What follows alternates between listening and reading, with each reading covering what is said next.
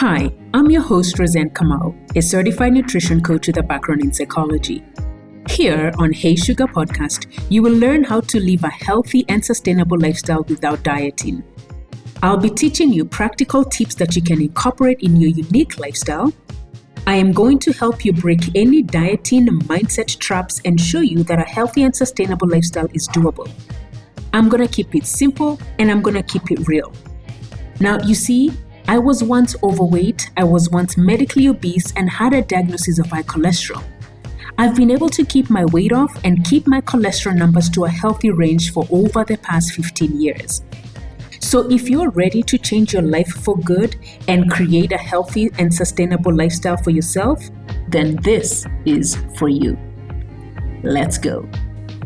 Hey, sugar, let me tell you, the fitting room opened my eyes. Let me explain this to you. So it's this time I'm working on myself and I am working on losing a lot of weight, and I have gotten to a point where I feel like I'm in a good space, like I've lost a ton of weight. And so I'm actually beginning to change my wardrobe.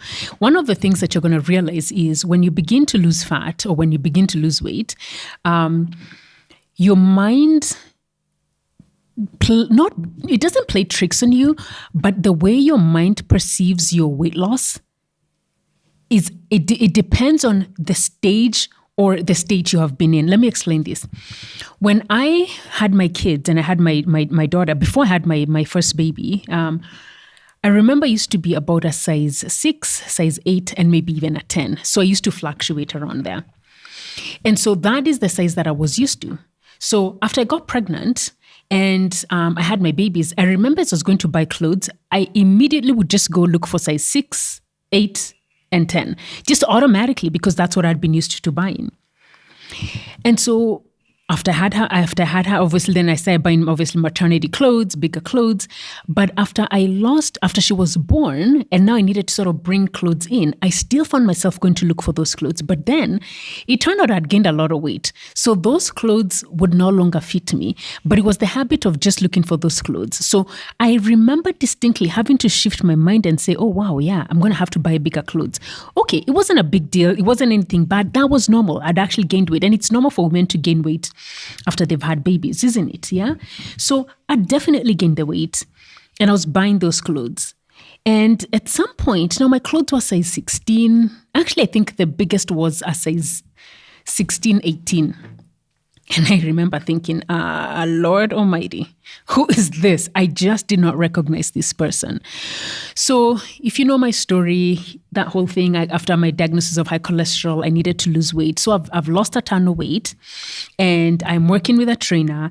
And this point now, I remember now we're going for a wedding. So this time I've been very diligent. I'm going to the gym on a regular basis. I am, by the way, I'm wearing my husband's gym clothes. I'm wearing this big old raggedy clothes, which is another show for another day. But I remember I used to wear his painting shirts, y'all. Okay, that's not good. That is to show you the state of mind I was in. But anyway, so I've lost a ton. I'm losing weight and I am losing, I'm losing a lot of weight. So I go to the dressing room because I believe we were going for a function. We lived in Boston. So we're going for a function.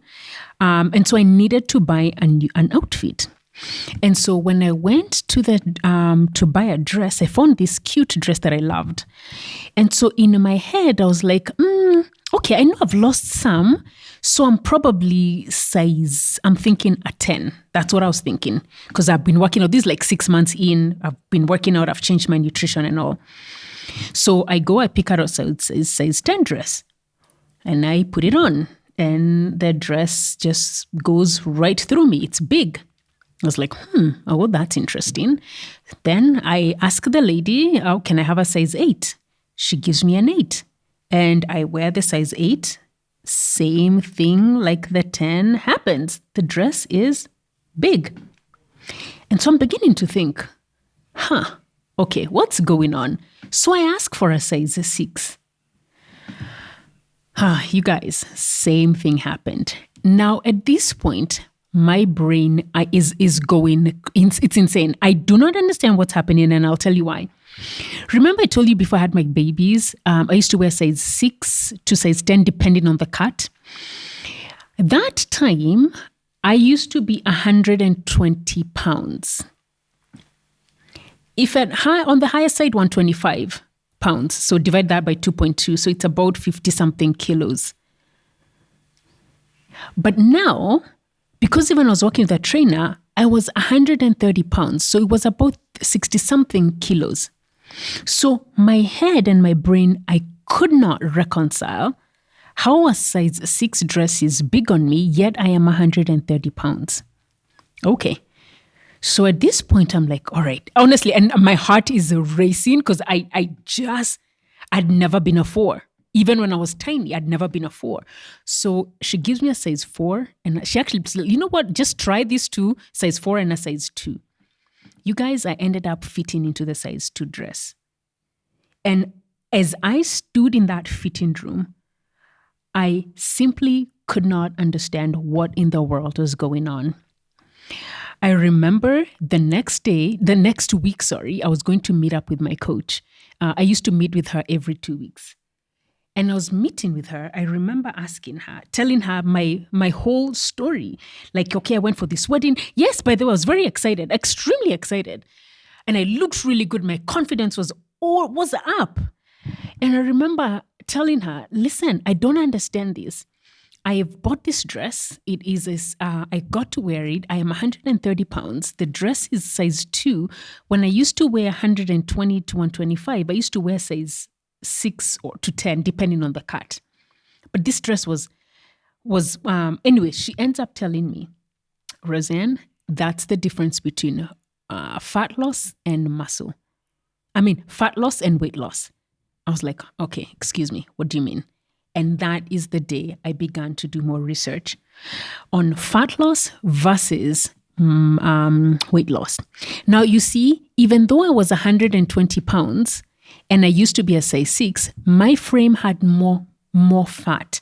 I was still tiny. I want to be very clear. And I also want to be very clear. I do not rely on a scale anymore. I do not like the scales anymore. But I want to let, especially the women and you who are going to be doing and following maybe the principles that I teach, I really teach about tracking your measurements with how you feel and using dresses to track whether you're gaining fat or not. But anyway, in that season of my life, when she told me that I had more muscle in my frame and muscle takes less space, I just needed to go and do some more research, because I was like, I don't understand this. My brain does not understand. How can I weigh more on the scale, yet I am tiny? And this is now how my eyes were opened up, and I want to open up your eyes. And we're going to do a whole episode on lean muscle mass. But it's this whole aspect and this whole idea of focusing on building more lean muscle mass to help you burn more fat. It may weigh more not weigh more, but the scale may not move. But what's going to happen is you're going to shrink. You're going to reduce your overall fat.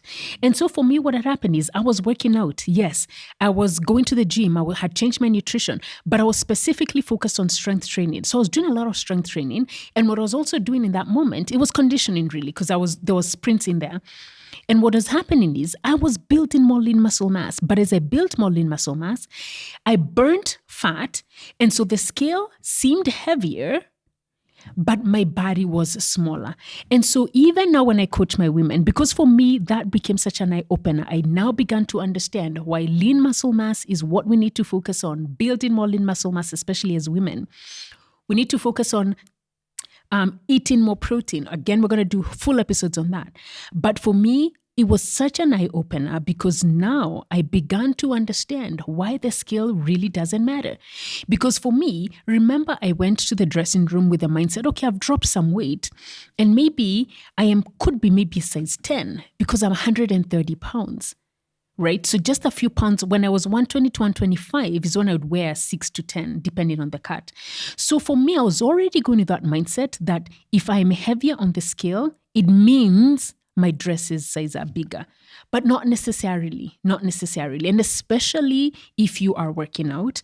If you're working out and you're lifting weights, your scale, by the way, may not move much. But if your dress sizes are reducing, you notice your clothes are fitting better, they're just falling better off of your body, then actually, that's what I recommend. So I do recommend strength training. I do recommend not look at the scale. And I do recommend you using your clothes as a measure, and obviously how you feel as a measure of how to track your progress. So I'm huge on telling my clients, ditch the scale, embrace the tape. So you could either use a tape measure or you could use your dresses to track your progress. And so now what I do these days, because I personally have never had a good relationship with the scale, because y'all can hear that, right? I've never had a good relationship with the scale, and I've never liked the scale, because even when I'd get to 125, my head would be like, oh my God, how have I gained those 5 pounds? We'll do another whole episode on how your body weight fluctuates, right? So it's this whole thing of just recognizing that if you have more lean muscle mass on your frame, the body, your scale may not change, but you're going to notice your dress sizes are getting smaller. And that is actually how you want to be able to track. At least that's what I encourage my clients to track fat loss. I don't depend too much on the scale, but I specifically mostly depend on a tape measure. And then I also use my clothes. So that's how my fitting room opened up my eyes, Sugar. All right. So when you step on that scale, yes, there are people who you may need to lose the weight because you could be overweight, and that's okay. And for some people, maybe you don't have that bad relationship with the scale, and that's okay. But if you find yourself struggling with the scale, and especially if you're doing strength training and you're losing a lot of weight, a lot of fat, but the weight is not moving, don't be discouraged. You are moving in the right direction. All right, girl. I hope you have a good day. And as always, remember, you've got one life, you've got one body, and I want you to treasure it.